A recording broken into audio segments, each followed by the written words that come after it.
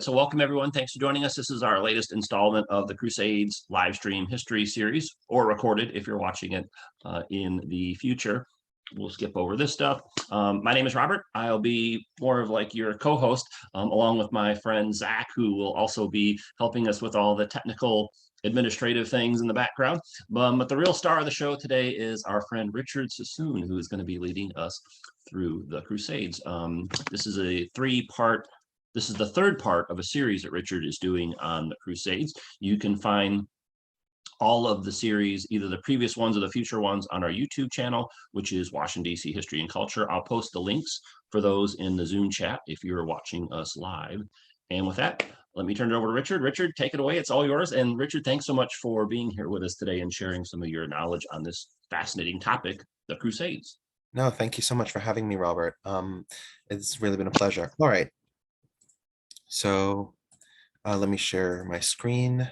And as Richard mentioned, if you're watching live, prefer to use the chat as opposed. I know sometimes in our Zoom programs, we tell people to use the Q&A. Sometimes we use the chat. This one would be better if you use the chat and not the Q&A. So today, because of the hard stops in the past, we're a little bit behind schedule. That's not a problem. I'm more than happy to take as much time as it needs. If it requires a fifth session, Robert and I will talk about that, and that could become a possibility. So don't worry about asking questions and comments. I just want to point out that it's a little bit different than what we indicated on the schedule. We're going to do the third, fourth, and to the extent that we can cover it, the fifth and sixth Crusades today. So the rules. I'm not an academic. I'm not accredited in history, philosophy, religion, sociology, or pretty much any of the disciplines that we're going to be talking about today. I'm a lawyer by training, and so this is just my knowledge as a layperson. I hope that you enjoy it as much as I do. And that said, despite the fact that this is going to be about religious topics, certainly, I'm going to try and give my presentation from a secular point of view. My third rule is that we should always be respectful, right? Will Wheaton's law. And let's try and treat these subjects with sensitivity. That said, I love interactivity. Please ask your questions, comments, clarifications, put them in the chat. I do read the chat. I do comment in real time. I may want to say a couple more things before I respond to your particular query, but I will get there and I will get to it. All of my sessions are what I call a 101 and a 201. And a 101 is if you don't know anything, I'll catch you up. And a 201 is that if you know something already, I'll probably still tell you something you didn't know, get a little bit deeper into specifics that you're unaware of. I also have a rule that it's a 90-minute hard stop. So right now we're at 2:11. So we'll go until about 3:41 or 3:42 in the afternoon. And once we get to that 90 minutes, there's going to be no new slides, no new information. I will still respond to questions. We can continue having a chat, but you don't have to worry about leaving at that point because you won't be missing what we'll cover in the next session, right? It'll just go over. And this is a recording, as Robert said. You are more than free to watch it later and come back and see how these things are progressing, because it is a complicated story that's taking all this time, and so seeing all the pieces together is really helpful. All right, so when we left our discussion last time, we had established that there were 4 distinct Crusader states, right? We had the County of Edessa, which was founded by Baldwin of Bologna through his relationship with the Armenians. You had Antioch, which was founded by Bohemond of Taranto through his makeshift alliance with the Armenian Mamluk Firuz. You have the Kingdom of Jerusalem, which was sort of the central Crusader state, and the Crusader state to which all the other Crusader states had loyalty and vassalage. And the Fourth Crusader state, the County of Tripoli. And the County of Edessa, we remember, was defeated by the Zengids in 1144, so it sort of disappears off the map. And the Fatimid Caliphate that you can see in the lower left-hand side of the map, the southwest, that gets replaced by Saladin, and we'll sort of go over that a little bit again. In the north, you can also see the Armenian Principality of the Principality of Armenian Cilicia, and that was an Armenian state formed by Armenians in exile. We discussed that a little bit last time we met.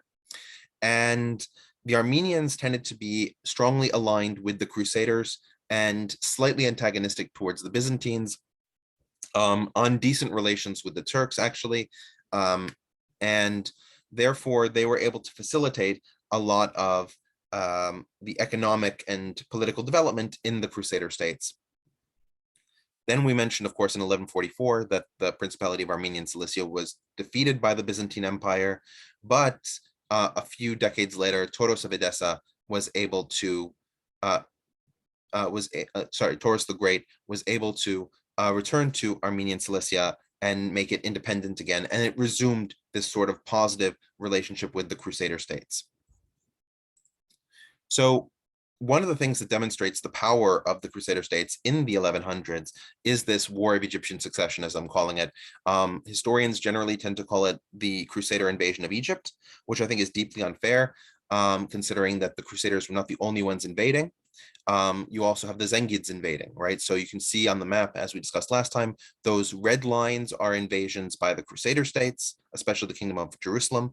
Those green lines are invasions by the Zengids, led by Nur ad-Din and his chief general Shirkuh. Shirkuh being one of the first major Kurds recorded in history. We have Kurds who have appeared in historical records before, but he's one of the first ones that we have an actual name for. And of course, Shirkuh's nephew was Saladin. And because of the outcome of the Egyptian War of Succession, which we went into a bit of detail about last time we met, Saladin becomes the chief vizier, the grand vizier of the Fatimid Caliphate, and then abolishes the Fatimid Caliphate and proclaims himself Sultan. Somebody's asking about the castle on the first slide, that is Chat de Chevalier. That was a Crusader castle. We discussed it in the first session, and it was one of a number of Crusader castles built in the 1100s to defend the Crusader states from the Muslim emirates further inland. So then Saladin, as we mentioned last time, fought a number of wars, consolidating the territories of the Zengids under his authority. Now, while Nur ad-Din, his nominal lord, was in power, Saladin had continued to pay tribute and to appear loyal. But the moment that Nur ad-Din died, he did not bestow the same favor upon Nur ad-Din's successors, especially As-Salih, who was his only son. And so there were these battles, as we talked about last time, where he fought the Battle of the Horns of Hama in 1174, defeating the lead general of As-Salih, which was Muzaffar ad-Din Gakbari. And Muzaffar ad-Din Gakbari, as you can tell by the name, was a Turk. But the ethnicities between different Muslims were not very important in this time period. In fact, the different ethnicities in the Islamic world would only really become a major sticking point in the last 400 years of history. Prior to this point, it was more, were you in the Muslim community, were you not in the Muslim community? That said, Gukbari had been a general in one of the armies that opposed Saladin, but Saladin saw that this man was incredibly capable, and so he asked if Gukbari would swear loyalty to him and fight in his army after defeating him at the Battle of the Horns of Hama. And Gukbari agreed, and Gukbari actually became one of Saladin's chief generals. And for his continued loyalty to Saladin, Saladin gave him the governorship of Mosul, which is that city in northern Iraq, at the furthest edge of Saladin's empire from Egypt, which shows the degree of trust that he had in Gukbari, because that was so far out of his area of normal and nominal control. We also mentioned that that Saladin married Ismat ad-Din Khatun. Ismat ad-Din, right, the daughter of three dynasties, the woman of three dynasties, because she was the child of Mu'in Ener, who was the last Burid governor of Damascus. Remember, Damascus was an independent city-state. So she was the inheritor of that city-state, and she gave it in marriage to Nur ad-Din Zengi, right, that Zengid feudal lord to which Saladin owed allegiance. And when Nur ad-Din died, in order to demonstrate that he was now in control of Damascus, Saladin himself married Ismat ad-Din, She was reputedly a very wise woman, and a very skilled diplomat. If you look at the map very closely, you can see along the border between the here it's called Outre Jourdain, the part of Palestine on the other side of the Jordan River. But if you but this is the Kingdom of Jerusalem during the time of Saladin's conquest, more or less. And you can see right here on the border between the Bourids and the Kingdom of Jerusalem is the city of Banyas. The Crusaders had fought a battle to besiege the city of Banyas. It was in a very strategic location. For those who are more familiar with this geography in the modern day, Banyas is almost on the border between the Israeli-controlled Golan Heights and the Syrian-controlled Golan Heights. So you can see from a strategic point of view, this area is very desirable because it is a mountainous area, which would give you a high vantage point over your enemies. And the Bourids at that time would have been unable to defend the city effectively, but she was able to make a peace deal with the Crusaders that made them break off the siege, and therefore she saved the borders of her city-state. So because of this ability, this skilled ability of diplomacy, Ismat ad-Din Khatun was really revered by the Damascene Arabs under her tutelage. I have a question of whether Outre Jourdain is the same as Outremer. Technically, the terms are slightly different. They're used interchangeably. Outremer means on the other side of the sea. So that refers to all of the Crusader territories in the Levant region, right? Those 4 Crusader states that we outlined, possibly with or without the county of Edessa, because the county of Edessa has no coastline. Then Outre Jourdain means on the other side of the Jordan River. So technically it refers to those portions that are east of the Jordan River. So most of the territory that the Crusaders controlled was on Cisjordanie, on the part of Jordan on the near side, right? So that's the difference in nomenclature, but many people will use those terms interchangeably.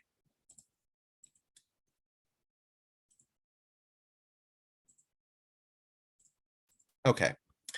And then we talked about the Siege of Masyaf.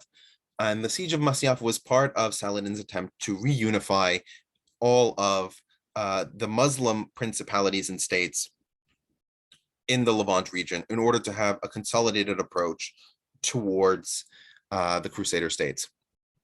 And Masyaf was controlled at that time by the Assassins, which is a Shiite order, right? In the same way that the Templars, the Teutonics, the Hospitaliers are orders of knights under the Christian banner, the Assassins were an order under the Nizari Ismaili banner, right? So it's just the same type of organization, just under a different religious leadership. Now, the Nizari Ismailis were a break-off sect of Shiism that had broken off from the Fatimid Caliphate and therefore actually survived past Saladin's destruction of the Fatimid Caliphate. So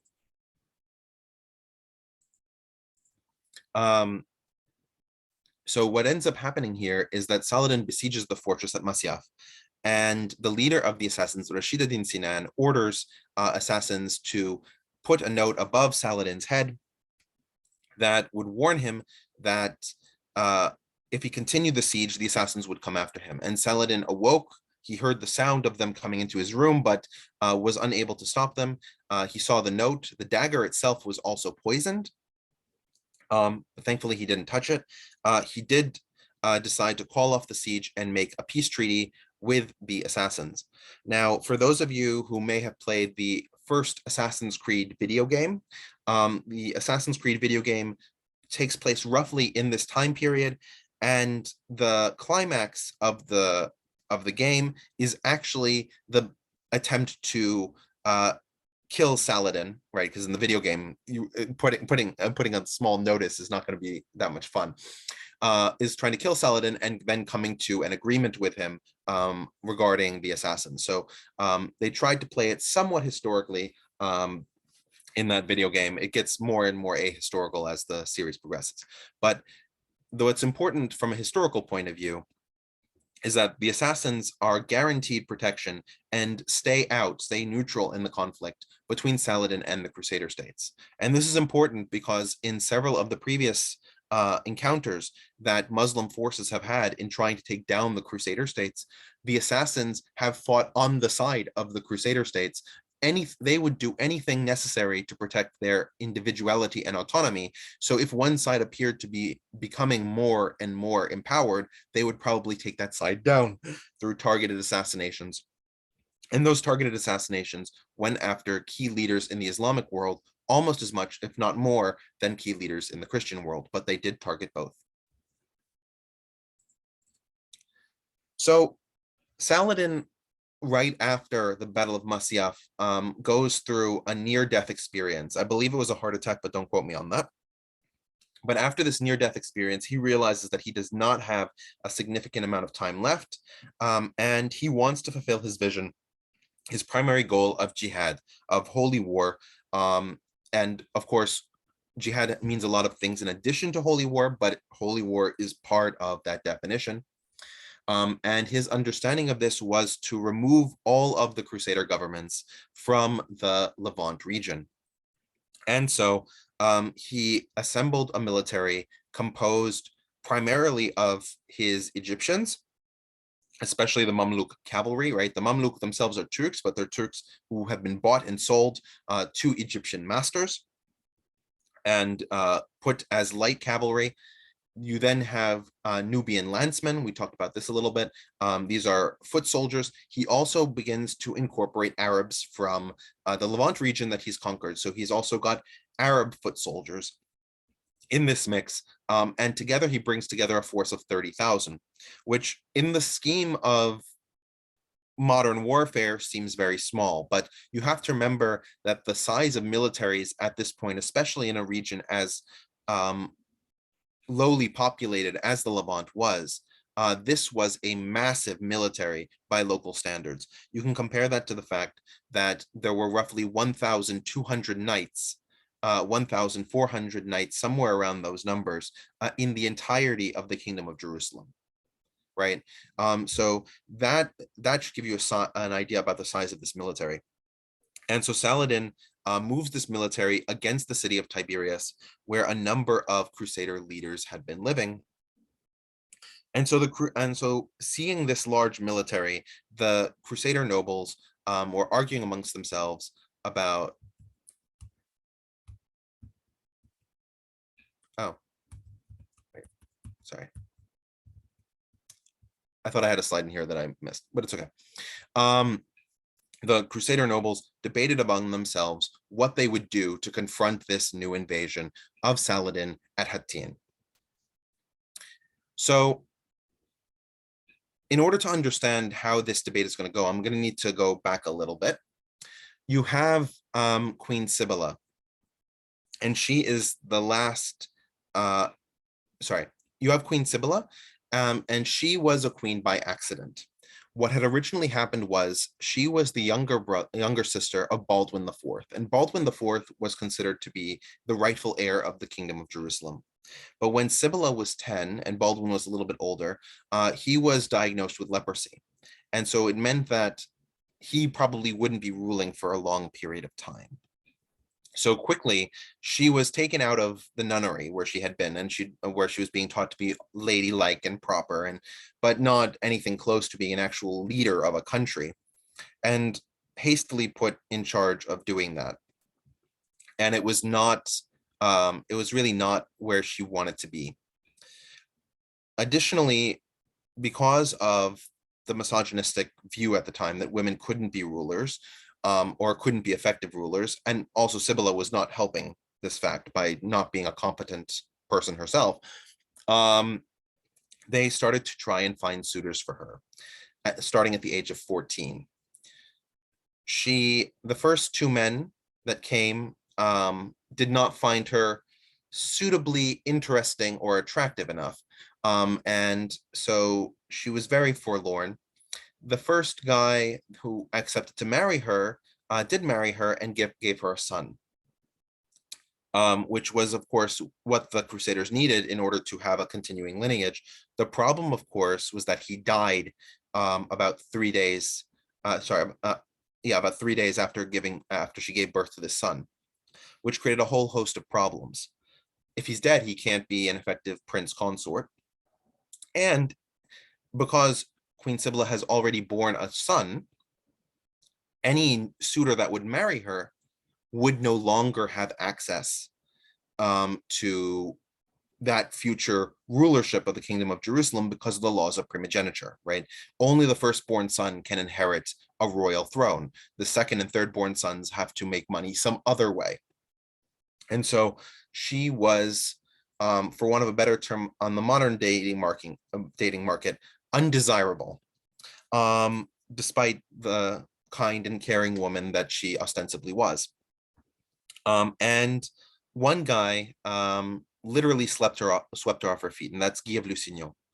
So Guy of Lusignan decides he doesn't care that she's a single mother. He's going to marry her. He loves her. This, that, and the other thing. And for a while Baldwin IV was alive, it was okay. But the nobles hated Guy of Lusignan.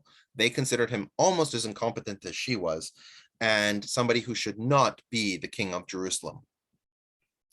So when Baldwin IV died, the nobles came up to Sibylla and said, we know that you are the queen by blood, but we honestly can't stand your husband. So here's the situation. If you want to become the queen and rule in your own right, you have to get divorced. And that's it. And Queen Sibylla thought about it for a second, and she said, okay, but I want a caveat. I want the caveat that that when I become queen, I can marry whoever I want. And the nobles said, okay. And for those of you who are thinking about 5 seconds ahead of me, you've already spotted the loophole. And so she remarries Guy of Lusignan as soon as she becomes queen. And the nobles are furious, but that was the deal. So now we get back to this argument about Saladin's forces, right? So Guy of Lusignan is there, and the nobles are with him, trying to decide whether or not they're going to confront this massive force arranging itself in the eastern part of the country. And basically, Guy of Lusignan doesn't know whether he should engage or not engage. And most of the nobles were opposed to engagement. Some of the nobles were in favor of it, especially Renard Chatillon. Renard Chatillon was very much in favor of engaging with Saladin, primarily because he was just a very violent person. He conducted many raids into Saladin's territory before, and he was one of those guys. You can I think if you sort of personalize it, he's the kind of guy at a bar who's looking for a fight.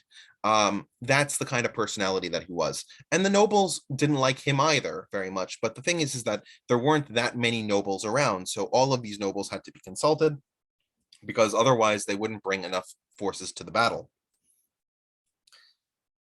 And eventually Guy of Lusignan listens to Renard Chatillon, and the two of them decide to march on Tiberias and confront Saladin's military. Now, as I said, most of the knights went with this army, but the army itself wasn't just these knights. The army also consisted of peasants from the local area. These people would have not been terribly skilled in combat, passable, but not terribly skilled.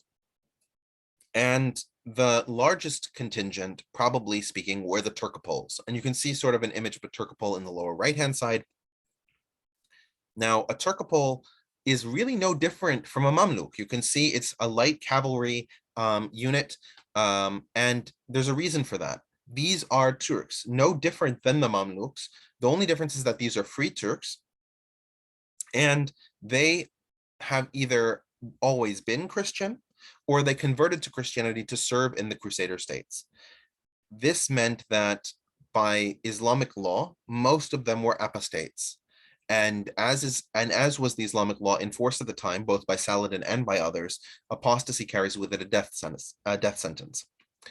So while we talked about in the previous discussion that Saladin was very magnanimous with those who surrendered to him. Those Turcopoles who surrendered to Saladin knew that they would be executed, which meant that they were some of the most ferocious fighters on the battlefield on behalf of the Crusader states, because they knew anything short of victory meant death. So now you have this military, and they get to what are called the Horns of Hattin. The Horns are an area of raised hills halfway between where the army started marching on the coast of the Mediterranean and Tiberias, which is close to the Sea of Galilee. When the Crusader forces, including the Turcopoles, got here, they were fatigued from the long march, and it was a march uphill. They were also incredibly thirsty, and they knew that if they got to Tiberias, they could drink from the lake, but here in the Horns of Hattin, there were very few springs. In fact, the one spring, you can see it on the map, is on the far side of the city of Hattin. You can see it right here.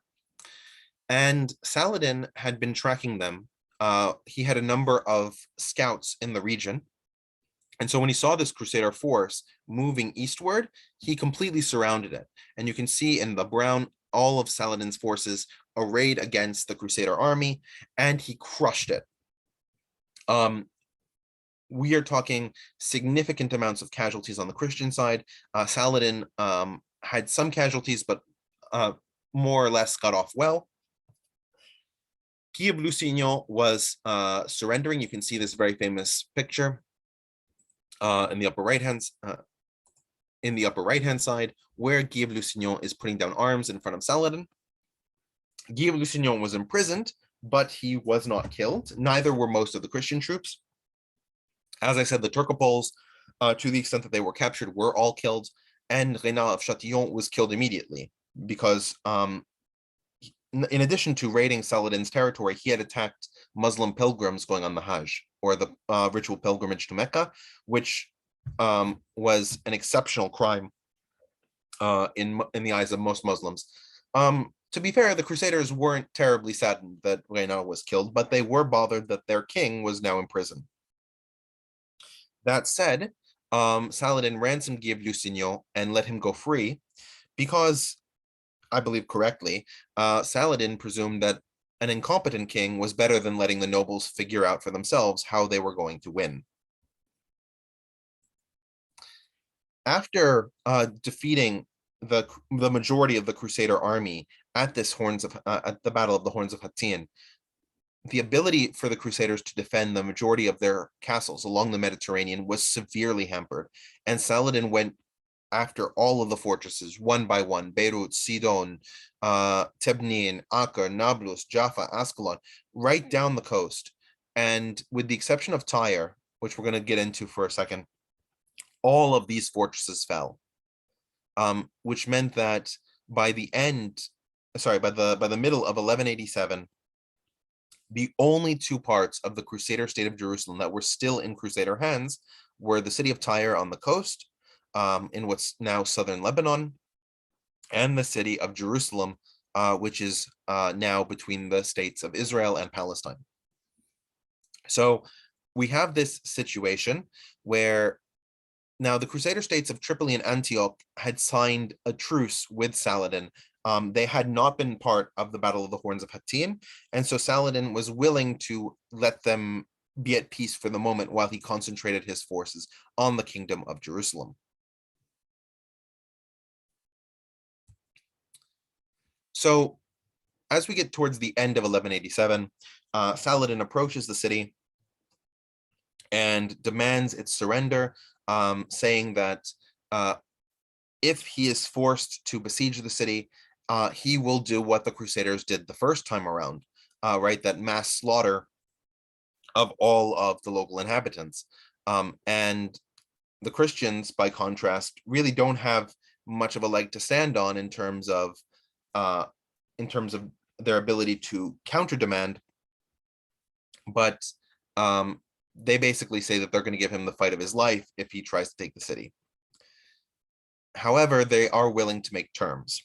And the Christians are led by Jean d'Ibelin, or John of Ibelin. If you watch the Last Crusader movie, the protagonist in the show is played by Orlando Bloom, is Jean de Bellin. So while he wasn't born in France, he was born in Jerusalem. Most of the way he is portrayed in that movie is relatively accurate in terms of the person he was and how he tried to hold Jerusalem against Saladin.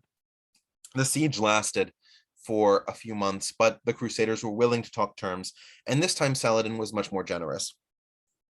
And Saladin has a reputation for being generous, and so his first offer was actually quite surprising to most of the Crusaders who were in Jerusalem. And Saladin's offers were these. If you could pay as a Christian, you could ransom yourself free, and you would be free to leave, and you could go to any place outside of his control, which meant for the most part that they would go to Tyre. If you could not pay the ransom tax, you would be enslaved. But he was very generous in terms of the conditions for manumission, meaning that if you were elderly and you couldn't pay, he would free you. If there were some extenuating circumstances, he would also free you. But for the most part, if you couldn't pay, you would be enslaved. But that was a very small portion of the Christian population. And Saladin,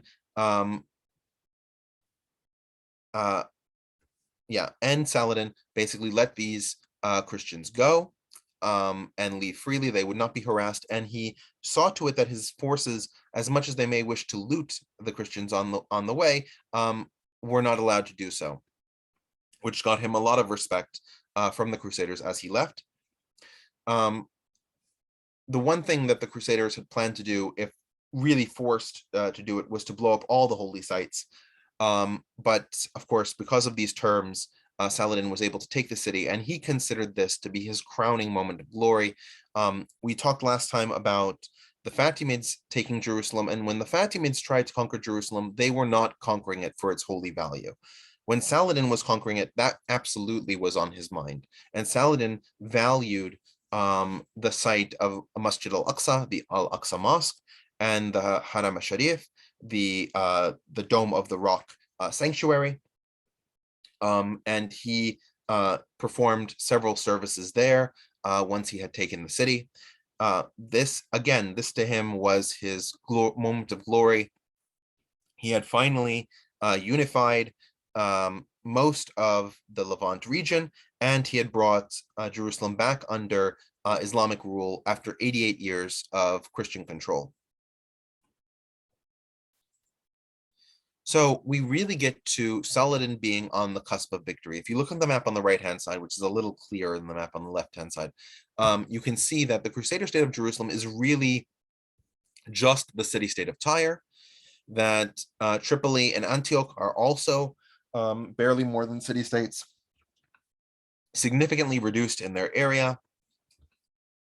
And Guy of Lusignan, after he had been ransomed, had made his way back to Jerusalem, and he was among the people who wanted to go back to Tyre because Saladin had let everybody go. But Tyre was under the control of a new leader named Conrad of Montferrat, and Conrad absolutely refused to let Guy into the city or any of his supporters into the city because he did not want to hand over authority that he had basically won through fighting repeatedly against Saladin's sieges to a person that he believed was thoroughly incapable of running the city. So Guy of Lusignan actually ended up trying to move south towards Acre to try and take it by his own power, which was basically the only move he had left. And we're going to talk a little bit about the siege of Acre that he begins in a few slides, because it's a rather complicated set of maneuvers. But Saladin keeps trying to take the city of Tyre, and Tyre keeps refusing.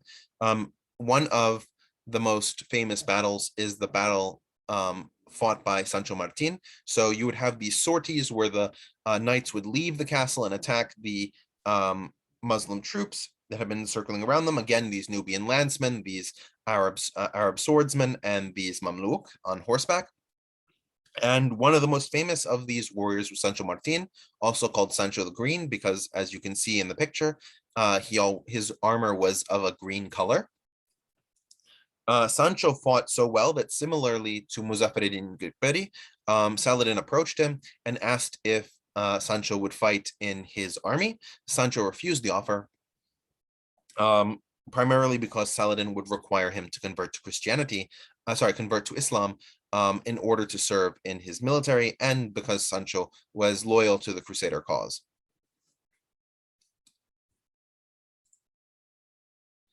I have a question of why the Dome of the Rock was valued by Muslims. The Dome of the Rock was valued by Muslims because the rock under it, the one that the Jews call the Temple Mount, is called by Muslims as the foundation stone. They believe that the world was created from that point. So it's holy for that reason. The secondary reason is the events of the Miraj, which is that, according to, I don't know what you want to say, legend or Quranic understanding, because it's not explicitly mentioned in the Quran how these events transpired, but these events are referred to in the Quran and are expounded by Islamic religious teaching, that in the middle of the night, there was a winged creature called a Buraq, very similar to a Pegasus, that carried Muhammad from Mecca, where he was at the time, to Jerusalem. And when he stood upon the foundation stone, he was ascended to heaven. At that point, he meets with all the other prophets, Adam, Noah, Moses, and Jesus. And after having very fruitful discussions with them, is descended back to the foundation stone, and the Buraq reflies him back to Mecca. So because of these two events, the creation of the world and the Miraj, the Temple Mount has that kind of significance in Islam. And the mosque, or Masjid al-Aqsa, means the farthest mosque, because the way the Quran describes it is that the location that the Buraq took him to was the location of the farthest mosque. So they named that, so they created that mosque and they named it that, in recognition of the fact that, according to this story, the place of ascension was here in Jerusalem. I have a question of, why did Saladin let many knights go to Tyre when he wanted to capture it? It's not that many knights went to Tyre. There weren't that many knights left in the territory anyway. But the reason that Saladin let them go is because he honored his terms of surrender. As a military commander, it was his view that if you treat your enemies well, that they'll respect you and that they'll treat you better. And by and large, that worked for him. He was able to reunify a number of different Muslim principalities that had been resistant to him, and he did that by practicing clemency towards his enemies. All right. So now, with the Crusaders stuck at Tyre, they're really hoping for another crusade. And the fall of Jerusalem resounds through the West, and really convinces the leaders of Europe that they need to launch a crusade. Now, Britain and France had been resistant, England and France had been resistant to performing a crusade for a long period of time. And the reason they had been resistant is that the two of them were engaged in a lot of wars. Remember, at this point in time, England controls territory on the mainland of Europe, and France doesn't control the entire hexagon, right? That territory that France controls today on the continent. And so the kings of England actually spent more time in what is today France than they did in what is today England. One perfect example of this is Richard I, who, despite being the, quote, king of England, didn't speak a word of English. And he and King Philip II of France had been in numerous wars, but they agreed with the fall of Jerusalem and a papally enforced truce between them that they would go together on the crusade, and therefore there wouldn't be as much fear that one might make a move while the other one was away. The third party involved was Holy Roman Emperor Frederick Barbarossa, who really saw that the Crusaders were in trouble, and a number of German Crusaders had gone beforehand.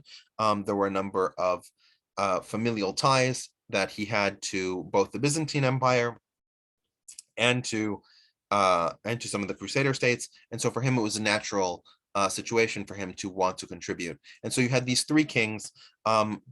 Richard and Philip decide to go by water, while Frederick decides to go overland in terms of getting to the Middle East and assisting with the situation. And while they decide to leave in 1189, they don't actually get there until 1191 for the most part.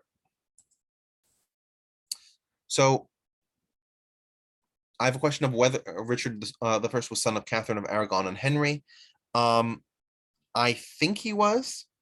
No, sorry, you mean Henry VIII?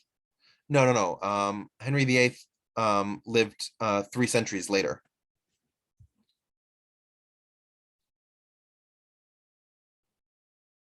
I actually don't know if he's the son of Henry III. If somebody could look that up and put that in the chat, I'll clarify that. Somebody explained that it's Henry II and Eleanor of Aquitaine were his parents. Thank you. All right. So Frederick Barbarossa is, as I said, is deciding to come overland. He arrives in the Byzantine Empire, which has been dealing with the Seljuk Turks. The Seljuk Turks have become increasingly emboldened as time has gone on. And so his reception in the Byzantine Empire is not particularly great. But still, he moves past that and enters Seljuk territory, getting to the city of Iconium, or as the Turks call it still to this day, of Konya. Now, in terms of the battle, as you can see on the map on the right-hand side, breaking into the citadel was actually not that difficult for Frederick Barbarossa's forces. You can see them outlined in purple on the map. But what Kilij Arslan II was trying to do was making Frederick Barbarossa split his forces in pursuit of the light cavalry.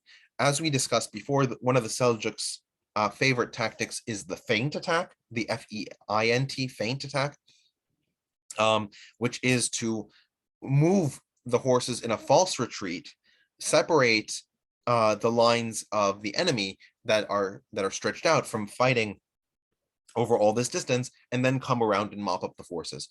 Frederick, however, for reasons that are unclear from the historical sources, was able to avoid this tactic, concentrate on the flanks individually, and force Kilij Arslan II to cede him the city. Eventually, the citadel, which is in the southeastern side of the city, was taken, and the city of Iconium was plundered, which gave significant resources for the German forces, the German-led forces, to continue. I have a question about each tile in the illustration. Each tile in the illustration represents a unit of troopers. So the ones that are horses are probably about 10 knights or 12 knights. The ones that are lancemen are probably significantly more, maybe 30, 40 lancemen. Not all of them are knights. Remember, they're bringing a lot of different forces.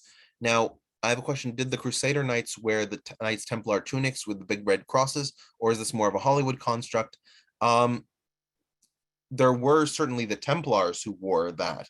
The general knights wore whatever armor they had. Usually it wasn't emblazoned with anything.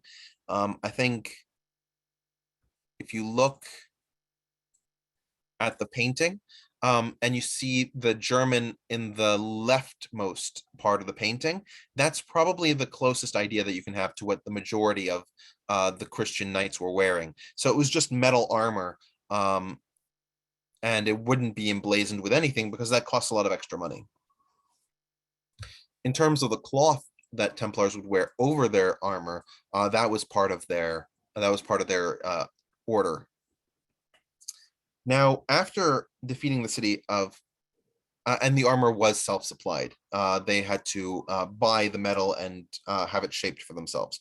There was no mass production.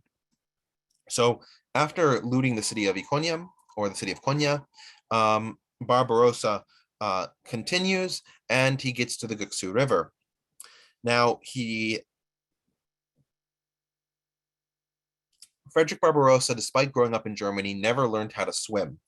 And so when he got to the Guksu River and he didn't realize that it had overflowed his banks, he ended up tripping and drowning in the river.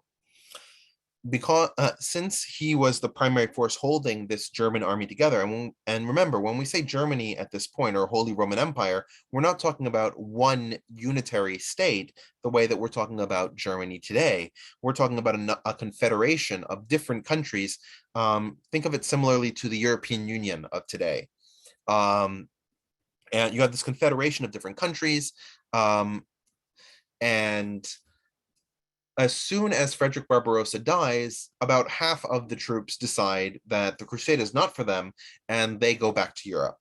A small contingent continues its way down to Jerusalem, but these are led by dukes or by lower level nobles that commanded significantly less respect, and the majority of this force never ends up making it to the Levant, despite never having actually lost a battle. You also have to remember that Frederick Barbarossa was in his 70s at the time, so the fact that he couldn't swim against a very powerful river also is more believable in that context. All right, so now we mentioned that Guy of Lusignan was in this very weird situation with Conrad de Montferrat, where he could not enter Tyre. And so his supporters and him decided that what they would do is besiege the city of Acre. Now, in order to understand this, I need to sort of explain the map a little bit. If you see on the westernmost side, you have the city, and the city has a Muslim garrison, an Arab Muslim garrison put in place by Saladin. To the east of that, you have the besiegers led by Guy of Lusignan trying to take the castle. But because the siege lasts so long, you then have Saladin coming to reinforce the garrison on the easternmost side and building a camp. That camp begins to attack Guy of Lusignan. So in order to protect himself from Saladin, they build their own trench. And so you have what's effectively a double siege. You have the siege of Acre by the Crusaders and the siege of the Crusaders by Saladin.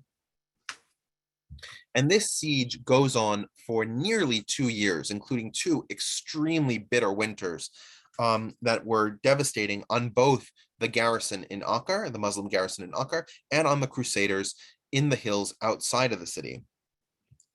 In order to resupply Acre, you had a large Egyptian fleet that was deployed by Saladin to continue to send goods to the city.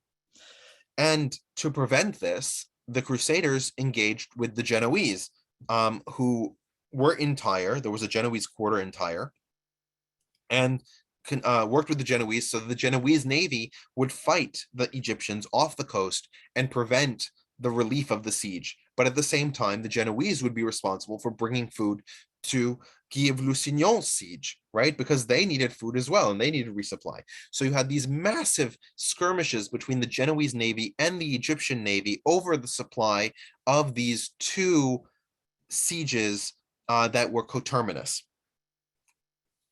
And the Crusaders were building their own siege equipment in this limited stretch of land, felling trees to create catapults and trebuchets in order to take the position.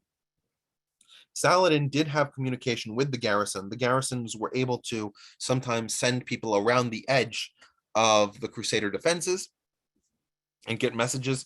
And Saladin tried to make agreements with the besieging Crusaders. Even the garrison once or twice was willing to surrender if all of their men could be spared, and the Crusaders wouldn't have it. Eventually, though, Richard's army arrives by sea. Philip's army had arrived a little bit beforehand, but Philip wasn't able to conduct the diplomacy with as much aplomb as Richard was able to.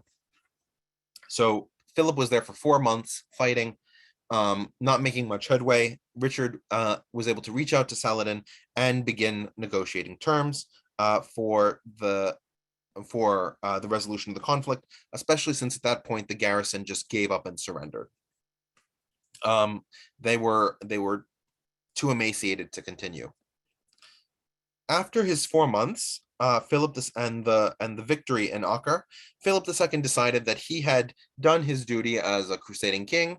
He'd had his long-standing vacation, and he decided he wanted to go back to France. So that's exactly what happened. And so, of the 3 kings that led the Third Crusade, Frederick was already dead. Philip II was gone, and Richard I became the king running the European contingent of the Third Crusade. Now, Richard and Saladin were beginning to negotiate over how the peace treaty should be concluded. One of the terms of the treaty was that Saladin would be required to pay an indemnity to the Crusaders, and that Saladin would be required to return the true cross. One of the things that Saladin had taken when he defeated Guy of Lusignan and Renaud de Chatillon at the Horns of Hattin in 1187 was a part of the true cross, meaning the cross upon which Jesus Christ was sacrificed. And Saladin kept adding additional terms, he kept stalling the negotiations, and Richard wasn't sure what the tactic was, but he suspected that Saladin was waiting for reinforcements to re-engage the Crusaders in battle. In order to show that he was serious and that Saladin needed to actually make peace and hold it with him, he marched 3,000 Muslim prisoners out of the city. Now, as I said, the majority of the Muslims were vacated when the Crusaders entered, but there were these 3,000 prisoners that were not part of the forces that were allowed to leave. And Richard told Saladin to stop trying to change the terms of the negotiation. And he killed, within sight of the Muslim camp, all 3,000 of these prisoners of war as a show that he was very serious about enforcing these terms. This is called the Massacre of Ayadiyah. Within the Muslim camp, this was seen as a total outrage. All the Christian prisoners of war that they had were similarly gutted as a response. Saladin stopped paying the indemnity. He weekly installments. He stopped paying the indemnity. But despite that, this was an incredibly negative act. Saladin and Richard continued negotiating in future encounters. This encounter, however, Saladin withdrew his forces. Christians at the time from Acre, from Guy of Lusignan's camp, were quite angry with the way that Richard had behaved. They didn't consider it becoming of a Christian king to kill prisoners of war, even if those prisoners of war were Mohammedans. And so it lowered their esteem of him a little bit, but not extremely. Now, Richard himself found himself in a very strange situation because Conrad de Montferrat and Guy of Lusignan both claimed to be the king of Jerusalem. And Richard was able to broker an agreement between them because Conrad did not want Guy to be in power, but Conrad was a younger man. And so the agreement was that as soon as Guy of Lusignan died, Conrad would inherit the throne from him. And this seemed to placate both men and put them relatively at ease in terms of continuing to work with Richard in reclaiming the territory of the former Kingdom of Jerusalem. The former territory of the Kingdom of Jerusalem. All right. So now Richard starts moving down the coast. And as he's moving down the coast, Saladin begins to send his sipahi, his light cavalry, along with his Mamluks, to launch arrows into the convoy. Now, if you're looking at this map that shows the way Richard was marching south, which on this map is towards the right-hand side. The coast is to the west, which is at the bottom of the map, and the interior where Saladin is coming from is on the eastern side of the map, or the top. Right, so the map is rotated about 90 degrees. Now, the thing is that these arrows were not terribly lethal to the Crusaders. Most of them had chainmail armor, and so the majority of these arrows either glanced off or were absorbed by the armor and didn't really hurt the Crusaders in any meaningful way. That said, they were painfully annoying. I have a comment that somebody's not seeing the map. If just confirm that you're seeing the page Battle of Arsuf. Because if you're seeing the Battle of Arsuf, the picture on the left-hand side is the map. Because Arsuf is not a city, it's a region. So as they move through this area, the Knights Hospitalier, Richard orders his soldiers, because generally speaking, these attacks are resulting in minimal damage, to not engage the enemy. Make it to Jaffa, besiege Jaffa, take Jaffa, and that's the goal. Not engage Saladin's forces. The Knights Hospitalier, however, in the rear are being hammered, and so the Knights Hospitalier decide to disregard Richard's orders and begin charging the northernmost flank of Saladin's army. And that charge it has better than expected results. It begins to mow down the Muslim forces. You can see sort of an image of that in the upper right-hand side.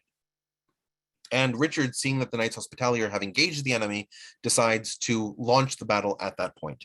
And the Crusaders do an incredibly strong salvo into the Muslim forces. The cavalry, because they are in front of the archers, aren't able to perform their typical feint attack. And so the knights, being heavy cavalry, are more able to take them down. The archers and the swordsmen are also similarly cut down, and the Battle of Arsuf is an incredible victory for the Crusaders, for Richard's forces, as he moves towards Jaffa and reclaiming the entire the entire coast of what is today Israel. So now, having passed through Arsuf, he has arrived at Jaffa, and Richard and Saladin are now in this sort of struggle to figure out how the future area will go. Saladin decides to go with a scorched earth campaign to stop Richard's advances. So you can see in the lower left-hand side of the map, you have Askelon and Yassur. These cities which form the gateway towards Egypt. Askelon is the modern Israeli city of Ashkelon, very close to the Gaza Strip. Yassur is just south of the Gaza Strip. And you can see Gaza also as a citadel. Saladin decides to raze Askelon to the ground, the same with Yassur, in order to prevent Richard from using them. And you can also see that there are 4 fortress cities between Jaffa and Jerusalem. That's Ramla, Lida, Latrun, and Beit Nuba. Ramla, Lida, and are both within Israel proper today. Latrun and Beit Nuba are in today's West Bank territories, just to give you a sense of the geography here. And Beit Lahem, that you see at the bottom, is modern-day Bethlehem, which is also in the Palestinian territories today.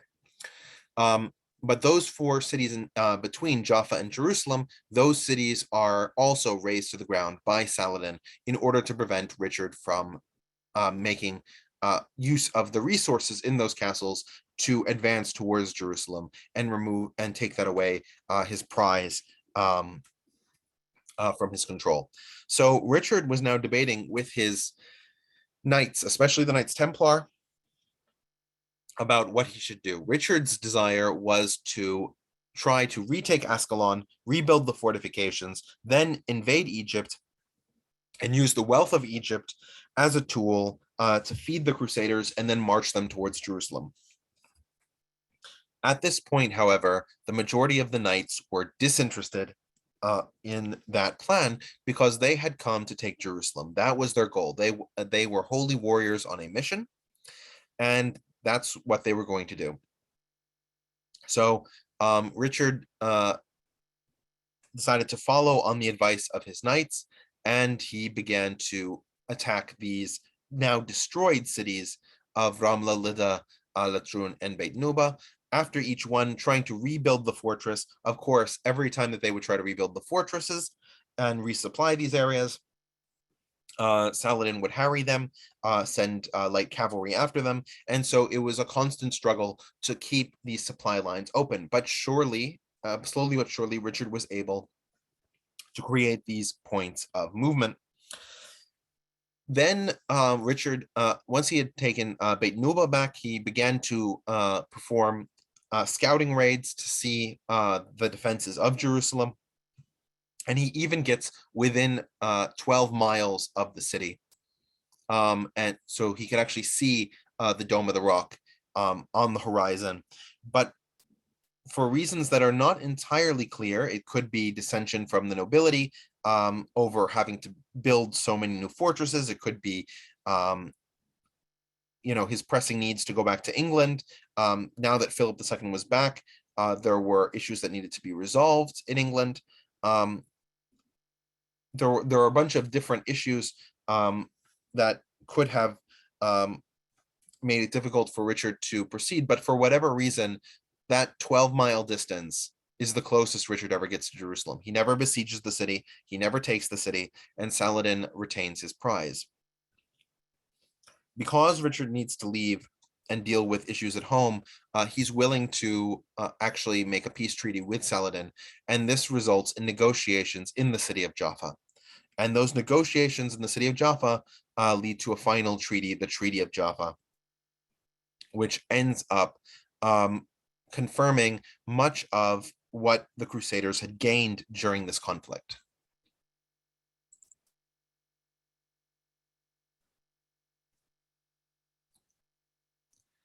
I have a question of what did Saladin destroying a city actually entail? It meant that he destroyed all of the citadel structure. So, right, if you have a city, the city typically at the edge will have walls that repel attack. Then within the city, there is a second armored area called the citadel, which will have usually a castle or a palace and military barracks. Saladin dismembered the exterior wall, he dismembered the citadel wall, and he took down some of the palace structures within the citadel, not necessarily destroying all of it, but basically it makes it a city that, while people can still live in it, is indefensible from a military perspective.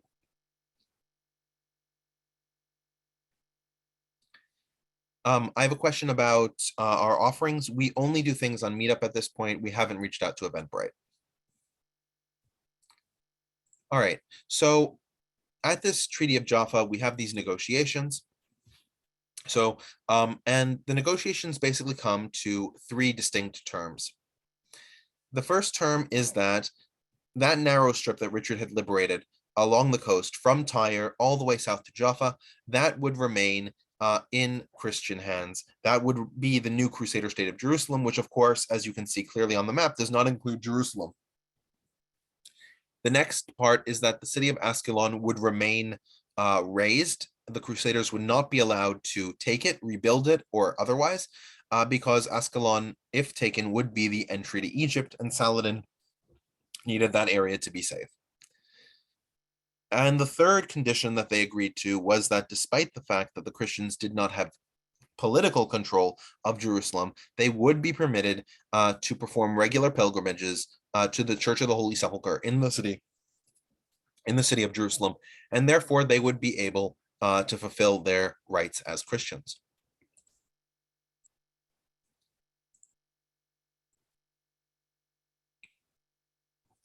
There's a question about why there are no ruins in Jaffa of a fortress. Jaffa was the site of numerous military encounters after the Crusades. The fortress in Jaffa, I believe, was destroyed by the French in 1801 during Napoleon's siege of the city. Actually, great segue. For those of you who don't know, I do a Middle Eastern history series that's every Thursday at 7 p.m. Eastern time. And this week, we are talking about Napoleon's entry into the Middle East, which is in 1798 to 1801. And then we are talking about the development of Egypt through the early 1800s under Muhammad Ali Pasha and his successors. Those events are also being hosted by the New York Culture and History Group, so you should be able to find them in the list of upcoming events.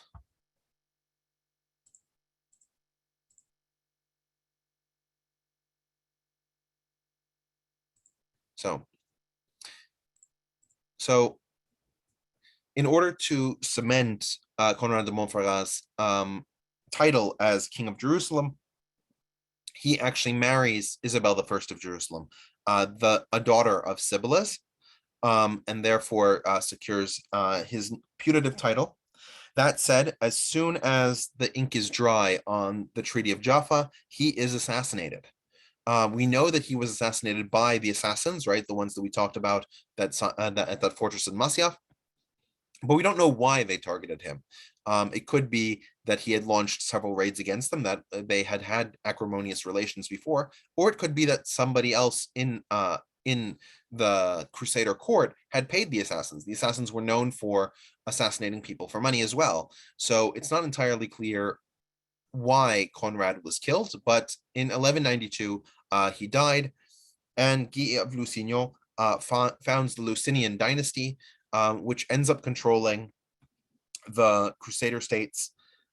Which ends up controlling the Crusader State of Jerusalem, and for even a longer time, the island of Cyprus. Because when Richard I had made his way to Acre, he had looted and conquered the island of Cyprus, and so he gave it to Guy of Lusignan as a way of getting him out of the Levant and allowing Conrad the ability to patrol the area. Of course, when Conrad died, it sort of obviated the ill will between the two.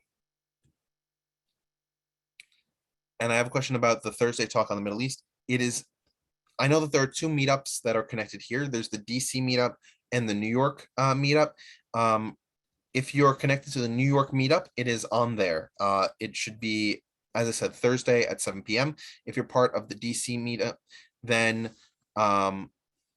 talk to Robert, and he can help you figure out how to get a link to the New York meetup.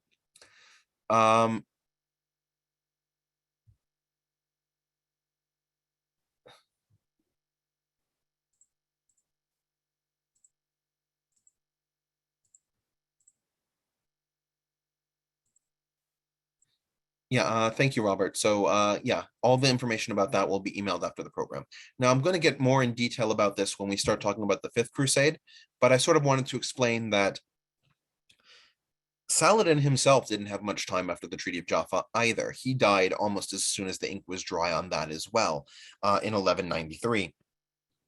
So it was fortuitous timing for all of them to have signed in 1192, because that avoided all of the massive problems that Saladin would face.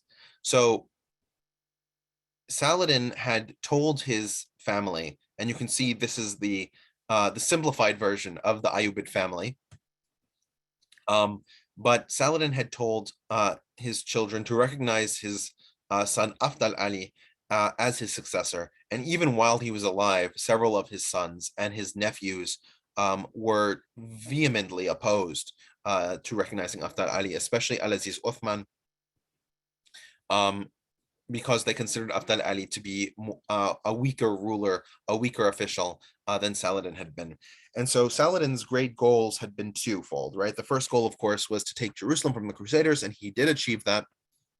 But his second goal, and perhaps longer goal in importance, and one that's more celebrated today, is that he unified numerous different feuding Muslim city-states.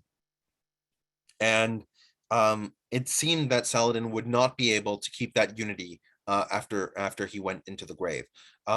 His children would fight between themselves as to who would be the one in charge of leading the Ayyubid Sultanate.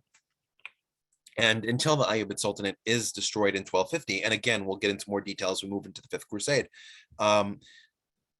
there is always going to be internecine fights between Ayyubid rulers, and a lack of clear and coherent control in those territories. I have a question. If Jerusalem has been taken by Saladin, how is it the Europeans are the kings of Jerusalem? That's the name of the country, right? The name of the country is the Crusader State of Jerusalem. So they keep the name even though they don't control the city. It's the same way that, for example, Taiwan's official name is the Republic of China, even though they don't control any of the mainland of China.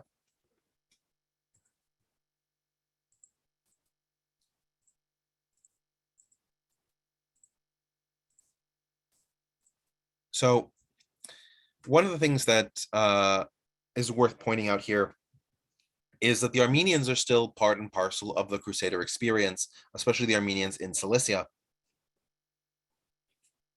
And in order to get increased support, especially against Saladin, Levon II tries to create an active union between the Catholic Church and the Armenians. Now, this active union breaks down several years later, but within the period that it is active, it allows him to request an official crowning from the Catholic Church, which happens, right? So Prince Levon II becomes King Leon I, and he becomes an official legal ruler of Armenian Cilicia. He maintained good relations, especially with the Knights Hospitalier and the Teutonic, with the Teutonic Order, especially in the northern regions of Antioch, and he besieged several castles of Saladin's, like Baghras Castle, which is in today Hatay region of Turkey, which is somewhat between Antioch and Armenian Cilicia in terms of its geographic position. Levon was generally more cautious, perhaps we can say, than the leaders of Antioch and of Tripoli in engaging Saladin. And oftentimes, to the extent that the Armenians would lose in engagements with Saladin, it was because they were forced into moving into a more aggressive posture by their erstwhile allies in Antioch and in Tripoli. In fact, it got so bad that the Armenians actually tried to do a regime change in Antioch to install a less aggressive ruler there, but that didn't hold. There's a tale that Saladin and Richard met. During this encounter, apparently Richard displayed the strength of his sword by slicing through a large piece of wood, and in response, Saladin threw up a scarf of silk, which he cut as while it drifted down. Is the tale true or apocryphal? I mean, the two of them met many times. It's entirely possible that this happened, but I don't know the specifics. I have a question. Did Muslim leaders at this time have multiple wives so their sons may all have different mothers? Some Muslim rulers did, some Muslim rulers did not. The harem structure was more common in Turkic kingdoms than it was in Arab or Kurdish-led kingdoms. Of course, that does change as time moves on and Ottoman culture becomes more normalized. But at this point, I believe Saladin had a few princesses consort, but only one wife.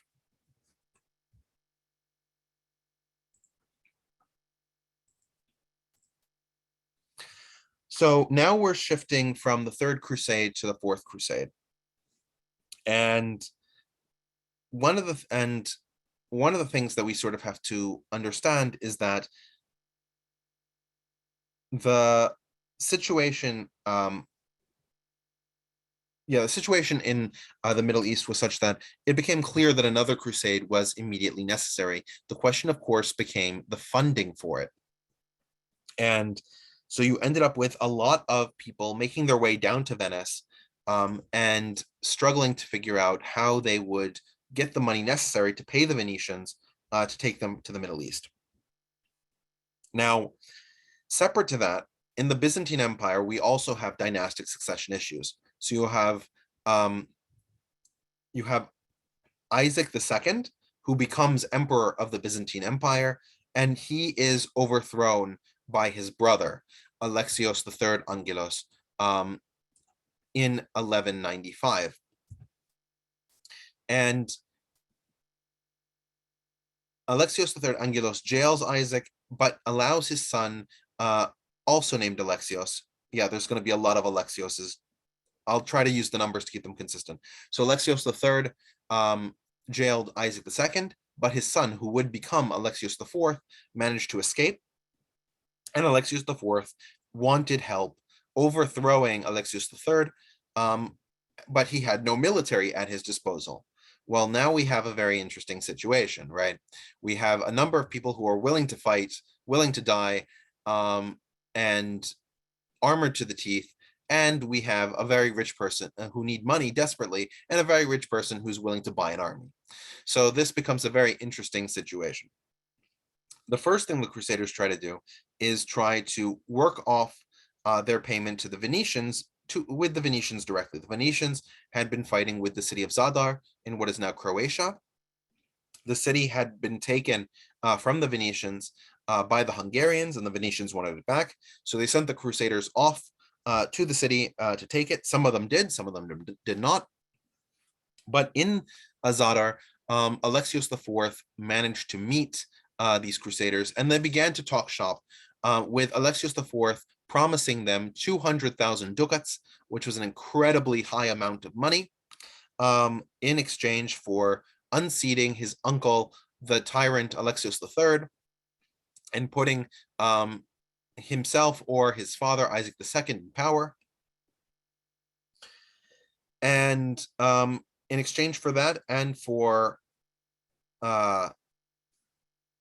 in exchange for that, he would help us provide them with food and help them on their way to Egypt.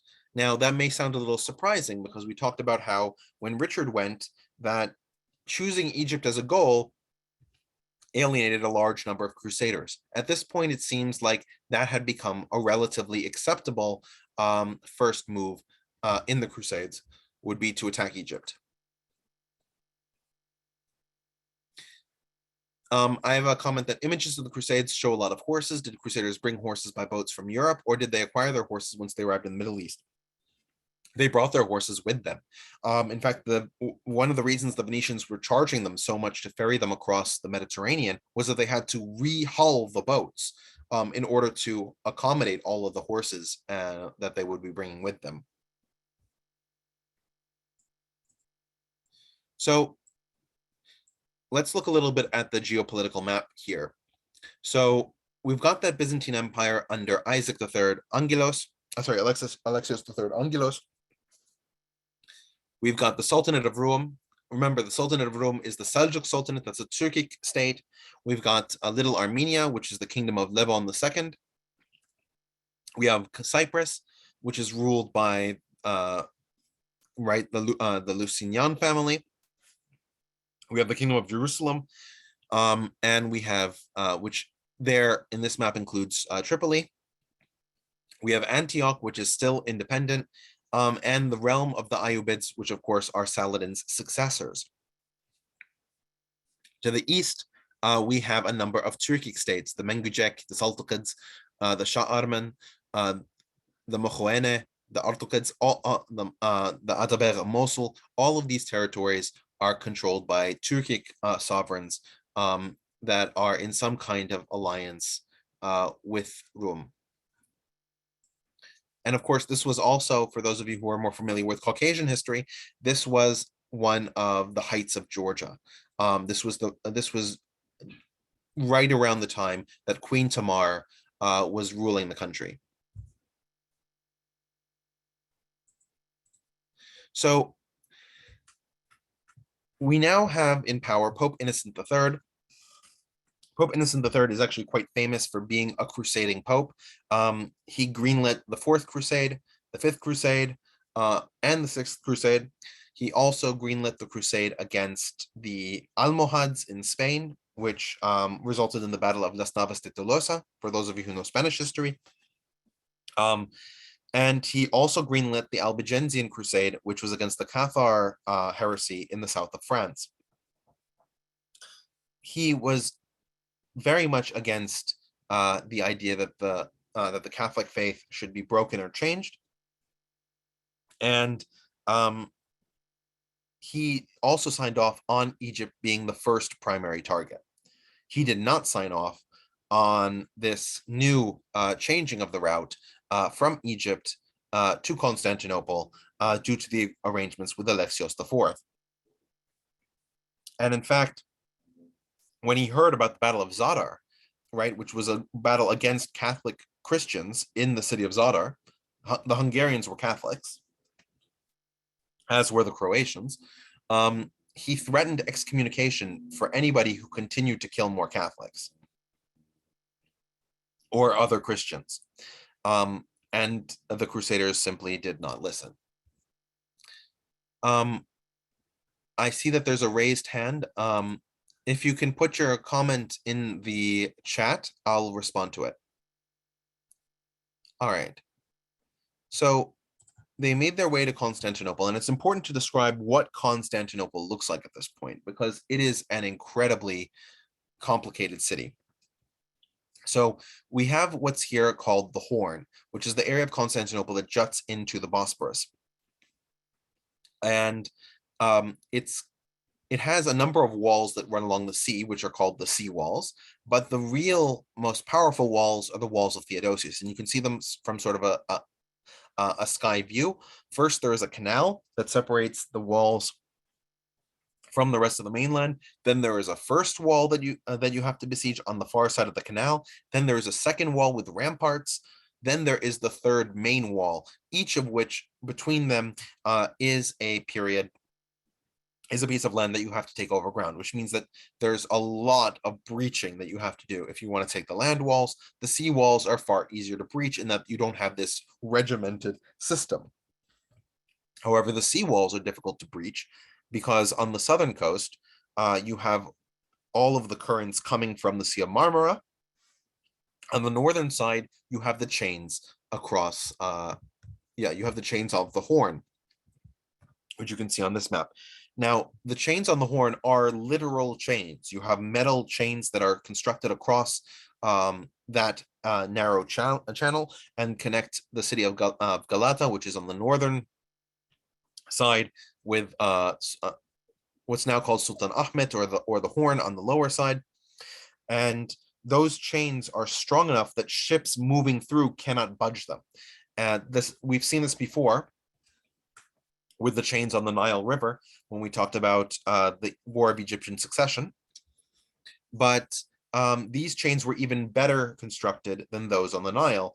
And so what the Venetians and the Crusaders would need to do in order to take the city of Constantinople would be to break the sea chains or get around them somehow and try to conquer the city via the sea walls, because the walls of Theodosius, the land walls, were just functionally impregnable.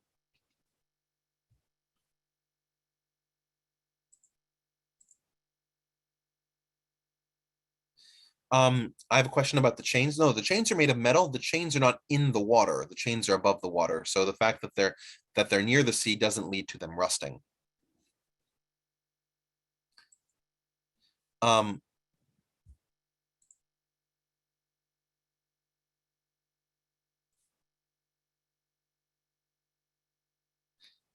I have a question about what would have been the chief differences in metals in the construction of the chains. Different metals oxidize differently and react to water differently. So if you have iron tends to react with water and rust. That's why I think that person asked the question. They weren't concerned so much about rust. They were concerned much more about just the maintenance of keeping the ships out, because the chains wouldn't be used in peacetime. They would only be used in war. So it's not like they would be hanging there for decades and decades. In terms of the differences between how the Egyptians did it and the Turks did it, first of all, the Turks aren't doing this. This is the Byzantines. But in terms of how the Egyptians would do it and the Byzantines would do it, I don't really think that there's much of a distinction. This is a pretty well-established technology at this point. Of course, today it doesn't make sense to put chains because you can explode them with artillery. At that time, they didn't have that capability. So putting chains across the rivers had been a technique used throughout medieval warfare. All right. So this sort of shows more in depth the breaching of the seawall. So what the Venetians have managed to do, if we go back to the previous slide for a little bit more clarity, you can see to the northern side of the channel, you have the town of Galata. So what the Crusaders decided to do was conquer the city of Galata. Therefore, they were able to bring down the chains because they were on the Galata side. And then their ships went through. So then you now have these ships on the northern side of the Horn, and they start sending their people over the wall, um, and into the city. I have a question of how did the merchant ships pass the chain? The merchant ships didn't need to pass the chain. They would go on the southern side because the southern side of the Bosphorus is exposed. If you mean the ships that are coming from the north, from inland, those also didn't need to pass the chain because they would be arriving in Constantinople anyway. If you're referring to during peacetime, the chains weren't up in peacetime, so it's not really an issue.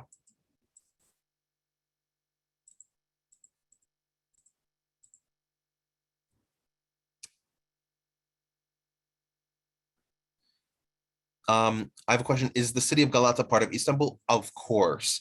The modern city of Istanbul is massive. It is a 15 million person city and covers significantly more territory than what it covered during the Byzantine period.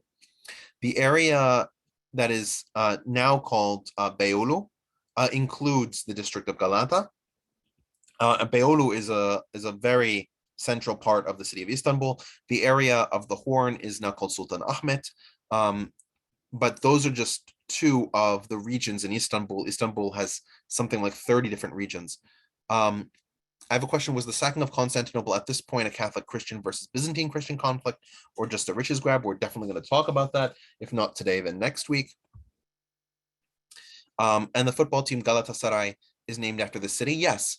Galata is the neighborhood. Saray means palace in Turkish. And there are a number of palaces that are built in Galata region, not at this point, but in during the Turkish controlled period. All right, so once these crusaders have gotten up to the top of the sea walls, they encounter stiff resistance from the Byzantine Orthodox Christians who control the city, and you can sort of see that memorialized in the picture in the left-hand side.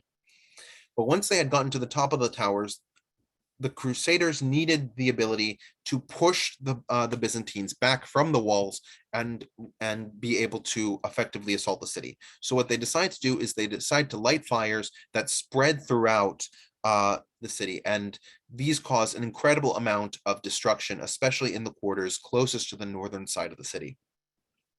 In retaliation, Byzantine Orthodox attack Latins who were living in the city.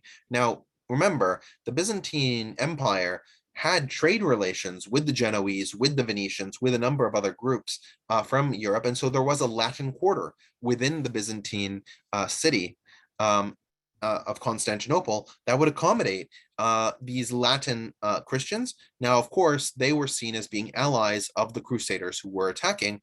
And so their areas were also burnt down by angry Orthodox who were despairing at seeing their own city being put to the sword.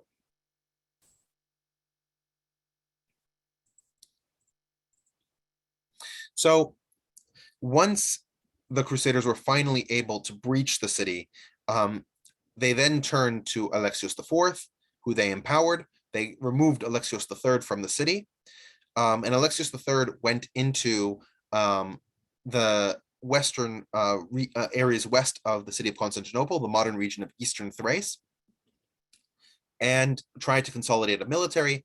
Alexios IV requested that the Crusaders hunt him down and prevent him from doing that, which they did. And then they turned to Alexios IV and said, pay up. And Alexios IV sort of threw up his hands and he said, you know, I have this much money, but I don't have the 200,000 ducats that I promised you. And the Crusaders could see that Alexios IV was not terribly popular in the city. His father, Isaac II, had been murdered. So he wasn't a possible candidate for emperor, and Alexios IV was seen as a young child, impetuous, and undesirable. And at the same time, the fact that he was installed by the Crusaders meant that he was also seen as strongly illegitimate. So he had a hell of a time even keeping the city under his control. And so the Crusaders decided that, well, if you're not going to give us the money we need, we might as well just take the city. And so we begin a large-scale sacking of Constantinople. There is a saying that the Fourth Crusade resulted in 1 million casualties, none of whom were Muslim. And most of that refers to what happened here. A number of Byzantine relics were destroyed. In the horses of St. Mark from the Hippodrome were taken from Constantinople and brought to Venice, where they are still at the Piazza San Marco, the San Marco Plaza. And a number of other relics were taken, stolen, repatriated to Europe. And many local inhabitants were killed. You can see on the left-hand side a painting of the Crusaders torching the city, and Greek Orthodox priests valiantly trying to defend the artifacts of what was ostensibly their shared Christian faith.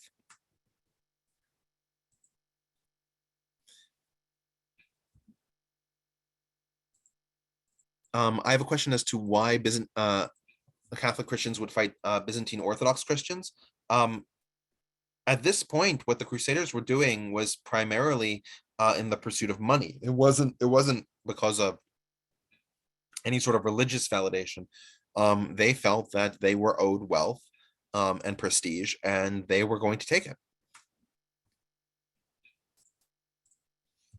So this starts what is called by historians as the Latin Empire. Now, the people controlling the territory didn't call it that. They called it the Roman Empire, but that's confusing. So historians generally tend to avoid that title.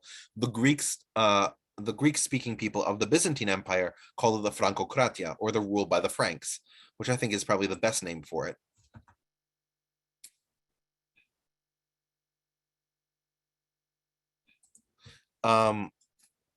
But you then have the former Byzantine Empire broken up into a number of different pieces. You can see here the Despotates of Epirus, the Duchy of Athens, the Principality of Achaea, the Duchy of Athens, the Emirates of Nicaea, all surrounding the Latin Empire. And these different states fought amongst themselves and against the Latin Empire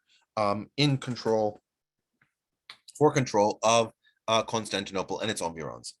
Additionally, the Bulgaria, which was ruled by the Bulgars, it wasn't the modern Slavic Bulgarians, it was ruled by the Bulgars at this point. They also were Orthodox, and they believed that to have Roman Catholic rule in Constantinople, in the heart of Orthodoxy, was blasphemous.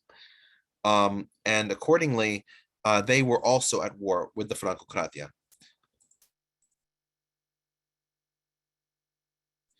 There's a question as to whether the horses were moved for a time to Paris under Napoleon. That is correct. They were taken from Venice. They were brought to Paris, but they were repatriated to Venice after Napoleon was defeated at the Battle of Waterloo in 1815. They were never given back to the Ottomans, who now controlled the city of Istanbul. Now, because the Francocratia was surrounded on multiple sides by multiple enemies, all of which knew the terrain and had many more people at their disposal than the Francocratia had, they began to lose land relatively quickly. That said, all those empires had to focus on defeating the Francocratia and couldn't manage their other frontiers. And this resulted in a massive change of politics between the Empire of Nicaea, right, which was the remainder of the Byzantine Empire on the Asian side, and the Seljuk Turks. Because previously, the Byzantine Empire and the Seljuk Turks had not gone over very well. They had been antagonistic parties. The Seljuks had won a massive victory against the Byzantines at Microkephalo only 30 years ago. And the two groups had fought over many strips of land especially during the reign of Ioannis Komnenos in the 1140s. So the need of the Empire of Nicaea to turn its attention westward to deal with Constantinople being under the rule of the Francocratia meant that the two of them signed a peace treaty, and the Seljuks began focusing more on their eastern front than on their western front. This leads to the largest expansion in the history of the Seljuk Sultanate. You can see that, unfortunately, I couldn't find a map in English. This map is in Spanish. So you can see the city of Iconio, which is the modern Turkish city of Konya. And that was really their capital city. But they began to expand from Konya outwards to a number of other towns and cities. We will discuss the Seljuk Sultanate of Rome and the rest of the aftermath of the Fourth Crusade next time we meet. I guess we'll have to talk about probably a fifth meeting, because there's no way we can get through 5, 6, 7, 8, 9 crusades in an hour and a half. So we may have to do a fifth session. But this is where we're going to stop for today. Richard, if we need to continue, that's no problem. Do you want me to just add it on to the week after the fourth week, like 2 weeks from today? Okay, yeah, that's no problem. Take as long as you want. I just hope that everybody's as excited and as interested to continue as I am. Oh, yeah, we are. Okay. So I keep repeating it. I hate to sound like a broken record, but to me, this is just so amazing, because this is such a fascinating history with so many different people and places and events and countries, and it covers this long time frame. God, as a person who's not as familiar with this part of history, just really amazing how complex this story is. So you did a really great job kind of walking us through all this and going through the nuances of it. So really appreciate that. No, I mean, the thing is that people imagine that, things 100 years ago or 200 years ago were somehow had fewer moving parts than they do today. And that's not the case. There's a lot of different people doing a lot of different things that don't make sense if you use simplistic analysis of cross beats crescent. It's not, that's not it. And you have these alliances between Christians and Muslims against other Christians or Muslims. So somebody's asked a question about where Venice is and where Sicily is. This map might be a little bit helpful here. So you can see this is Venice in the northeastern side of Italy, right? And here's Sicily. Now, when we talk about the Kingdom of Sicily, which might be where the confusion started from this map, the Kingdom of Sicily is roughly the lower half of Italy today, and was a territory that was more or less united because based in Naples, a lot of the people were farmers. And so you had these large tracts of land. And you can compare this to Northern Italy, which was much more industrialized and commercialized. Well, commercialized before being industrialized, right? And so it was built into a number of different city-states that were all self-governing. So for those who are familiar with the Risorgimento, the unification of Italy, the biggest difficulty in the Risorgimento was unifying the North. And Camillo de Cavour, who was leading from Savoy, which is sort of a defunct state on the border of France and Italy. But Camillo de Cavour had to create a number of treaties to pull together all the different statelets in the north, and even had to declare war to conquer Venice, war on Austria to conquer Venice. But when Garibaldi was unifying the south, he just marched soldiers right up from Sicily up to Rome. He just did that in one shot. Now, Garibaldi was also an astute military commander, but it's much easier to unify an already unified state. I have a question: was Italy unified in the mid-19th century? That's exactly correct. Italy was unified in the 1840s. Rich, a quick question. Yeah. So we do have on our YouTube channel, which we'll post the history of Turkic people, or so have you. Just maybe like in a sentence or two, where the Seljuks originate from. Just maybe just. So, well, I mean, we covered where the Seljuks originally come from in the first of the Crusades presentations. They come from Central Asia. Actually, I think I can probably find the slide if I go back far enough. But they originate in what today we would say is Uzbekistan, maybe southern Kazakhstan, maybe northern Turkmenistan, that sort of area of Central Asia. They make their way through Iran. They conquer the various Turkic states that already existed in Iran and impose their own Turco-Persianate governance style, and then they expand into Anatolia with the Battle of Manzikert. And that's where they come from.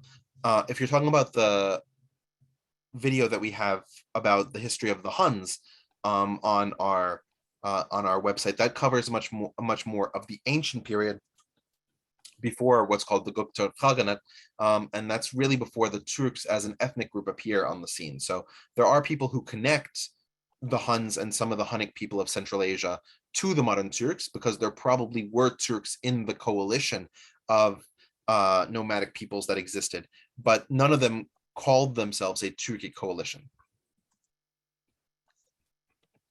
One, and I still keep coming back to the fascination of the Hashashins or assassins. Why were they assassinating so many, heads of Seljuk Empire, particularly, and why it was so in the governance of the Seljuk governance? Is it because they were in total threat to assassins? Why did the Seljuks try to destroy the assassins? No. Assassins were hired to assassinate a lot of the governors in the states that was part of the Seljuk Empire, so to speak. So, sure. There are several reasons for this. First of all, we have to sort of split what happens in the Great Seljuk Empire, right? The Great Seljuk Empire is the area of what is now Iran today.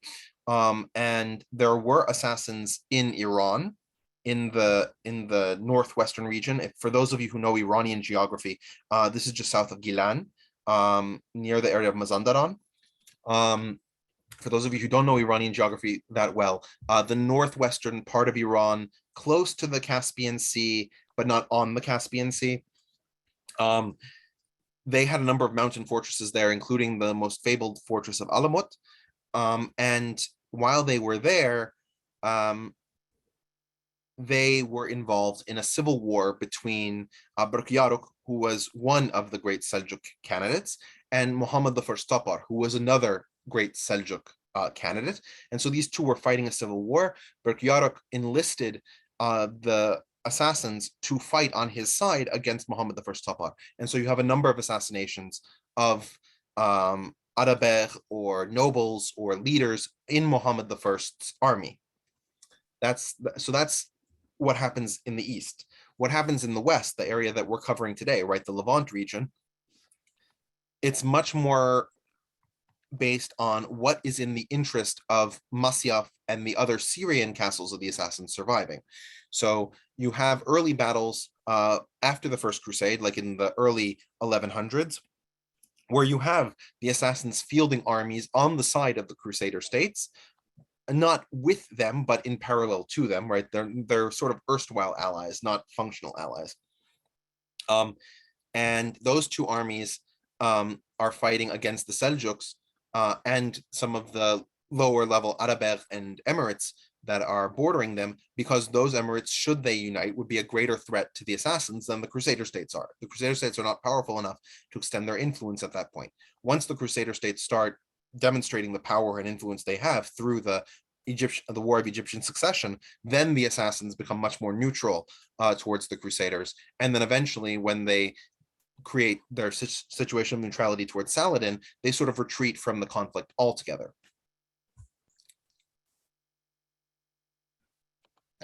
Excellent answer. Thank you. And I guess the last question I have, why was there such a, I mean, we know why there was deterioration of the different crusades, but it came to a point where they even sent children crusade that actually got conquered in Sicily and was sold off as slaves. So it was getting to a point of ridiculousness. Was there any stop to it? It was like, guys, we can't really send children. What is going on here, really? No, well, no, there was definitely no, you definitely had a reaction in Europe of how horrendous this is, that, you know, children are going. But by and large, until, I mean, the term crusade was still used to refer to campaigns against the Ottoman Turks, right? One of the things I was going to cover is that the battle organized by several of the kings of Hungary against the Ottoman Empire in 1444 was called the Crusade at Varna. Varna being a city in what's today Bulgaria, because that area was under Turkish control. So this idea of going on crusade to defeat the Muslim enemy controlling territory that should in theory belong to Christians according to the Crusader, it doesn't really go out of vogue until the world stops being organized according to this religious lens. And the change for that is what's called modernity, right? The development of modern ideas and ways of thinking that tend to centralize things other than religious identity as forms of identity and meaning. I have a question of, did the assassins receive hashish to perform the murders that they did? There was definitely use of drugs. It might not have been hashish. It probably was something more serious, like opiates. And I discussed it a little bit in, I believe it was the second entry into the series. But they didn't receive it to perform the murders. They received it habitually. And it was sort of trained to give them an idea of what paradise would be like. That sort of euphoric state of being on these drugs was what you would achieve when you were killed and you had performed your holy martyrdom through the act of assassination. Now, of course, I need to clarify that according to Islamic belief, even Nizari Ismaili Islamic belief, mainstream Nizari Ismaili Islamic belief, assassination is not a form of jihad, is not an acceptable way of fighting war or dealing with political situations, but the assassin order believed that it was, and believed that you would achieve paradise through these actions.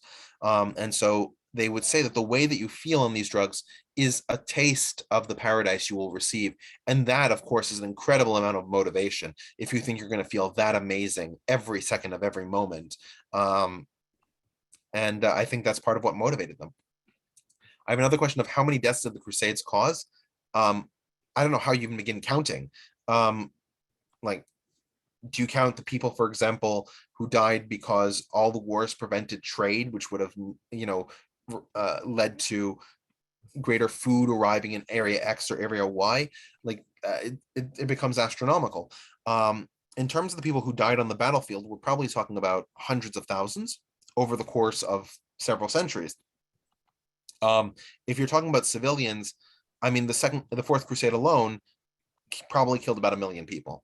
Between Zadar and Constantinople, the amount of people who died, the amount of homes that were burned. Constantinople at its height had a population of 1 million, between 500,000 and 1 million people. So it's not out of bounds to say that the Fourth Crusade may have been up to 1 million dead.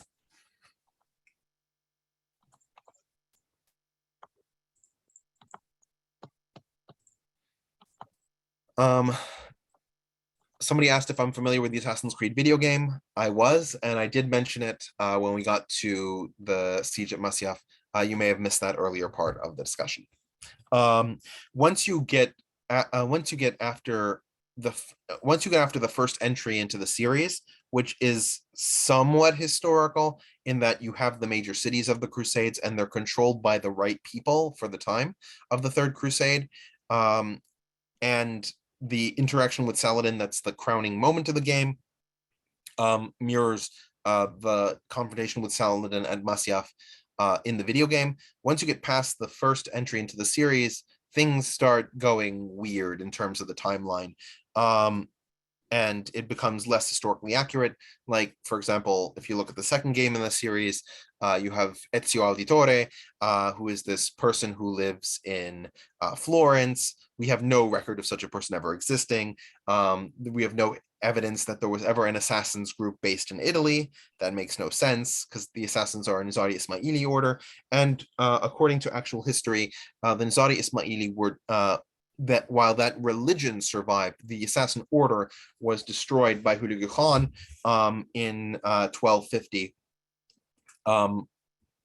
through an incredibly brazen act of force against the mountain fortresses of Alamut and several of the other mountain fortresses of the assassins. We have no trace of them in the historical record after that.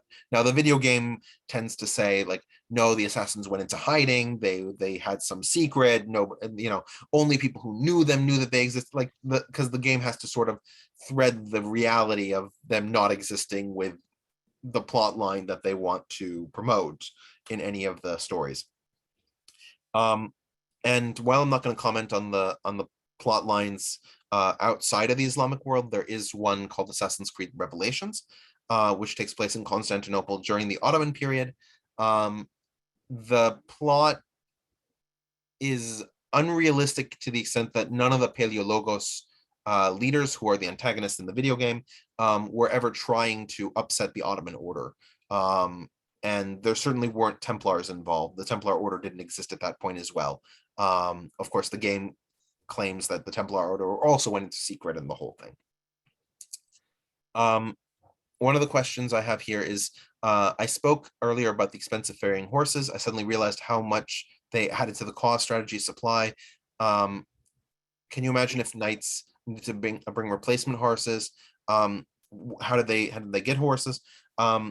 Replacement horses did exist in the Levant. There was a horse growing culture among the new Crusader states that built up, and people bought and sold horses from Armenia. Armenians also raised horses, so that's where horses would come from. But generally, the breeds that were more common in the Middle East were smaller than the horses from Europe, and so people didn't like to switch what breed of horse they were using because they were used to the animals that they were used to. There's a question of how did the Jews fare from the Crusades. I covered the pogroms in Europe during the People's Crusade in the first century in this series, so you can go back and watch that. In terms of during the Crusader States, Jews were generally tolerated in the Crusader States. They had a lower status than Crusaders and Latins, and a lower status than the next level down, which was the non-Latin Christians. They were categorized with the Muslims. They were tolerated, but they weren't given legal protections. They could not bear arms. They were subject to some massacres. Saladin actually was very famously friendly towards the Jews. There's a long history of friendship between a lot of the Muslim rulers and the Jewish populations of the Middle East, primarily because the Jews were seen as uninterested in political affiliation, in the sense that they had no loyalties to any particular ruler except the rulers that treated their community well. So since they weren't loyal to the Christian communities any more than they were to the Muslim communities, Muslim leaders tended to trust them. So Saladin was actually very famous for letting Jews back into Jerusalem, because during the Crusader rule, Jews were forbidden from the city of Jerusalem. They were allowed to live elsewhere in the kingdom of Jerusalem, but they were forbidden from the city. In the rest of the area, in Egypt, for example, there was a thriving Jewish community, especially in Alexandria during Saladin's reign. In Constantinople, there was a Jewish community, not a very large one, and the Jewish community of Constantinople would grow substantially under the Ottomans, but during this period it was quite small. During the Francocratia, I don't know if we have sources for the Jewish community in Constantinople during the Francocratia, but during the later period of the Byzantine Empire, it does exist, but it is small. And of course, because they are unarmed and generally have no group that explicitly advocates for them, Jews are more prone to being slaughtered in the various engagements between the different states.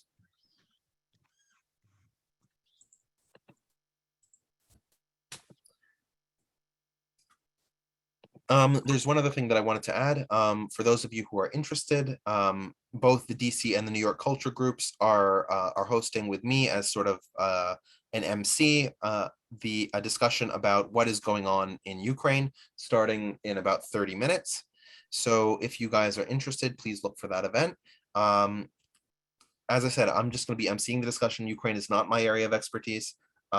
This is more my area of expertise. So I'm very thankful that we have a number of Russians who've who've also agreed, ethnic Russians, they live in America, who've agreed to step up and sort of discuss the history. And the plan is for it to be about 30 minutes, sort of tracing the history of Ukraine up to the present, sort of showing where it's sort of delineated and interwove its history with that of Russia, and then sort of discussing for the next, let's say, hour and a half, 2 hours, what the political ramifications of the current situation are, what the likely changes are, everything that goes along with that. And if you want to join us for that, I just posted the link in the Zoom link in the chat. It's not going to be using this Zoom link; it'll be using a separate one. And if you didn't already sign up, don't worry about it. Just go ahead and use the Zoom link that I posted in the chat. We'll see you in 25 minutes or so. Yeah. And the program is being recorded. I'll email out the recording link for it. I probably won't be able to do that though until Monday at the earliest, because I have a jam-packed schedule the rest of the day, today and tomorrow. Yeah. I have a question of what was the role of women in the Third and Fourth Crusades? Well, women weren't allowed to bear arms. So in terms of their involvement in the actual Crusades, they did nothing. In terms of what were women doing at that time between, let's say, 1187 and 1204, they were doing the kinds of things that we typically, with the exception of certain noble women like Ismat ad-Din Khatun, who we mentioned, or Queen Sibylla that we mentioned, or Isabella I of Jerusalem that we mentioned, with the exception of these specific women who were nobles or monarchs, most women were staying at home. They were helping manage the house, giving birth to kids. That is certainly an important contribution to history, but it's not one that ends up, explaining any political situations, which is most of what this discussion was. In terms of what women were in terms of the homes that women maintained, in the Middle East, it was oftentimes women who had to figure out how to cook foods that they were unfamiliar with, especially Latin women having to meet up with other women from the region and sort of learn how to cook. You also have sort of the experiences of women trying to figure out the new social customs. As is typical in medieval societies, women have a much more pronounced role in mediating social disputes. So that's the case. Now, again, I see people raising their hand. I can't, there's no way that I can let you speak. So just please put your comment in the description, and if you want me to read it out, I'll read it out.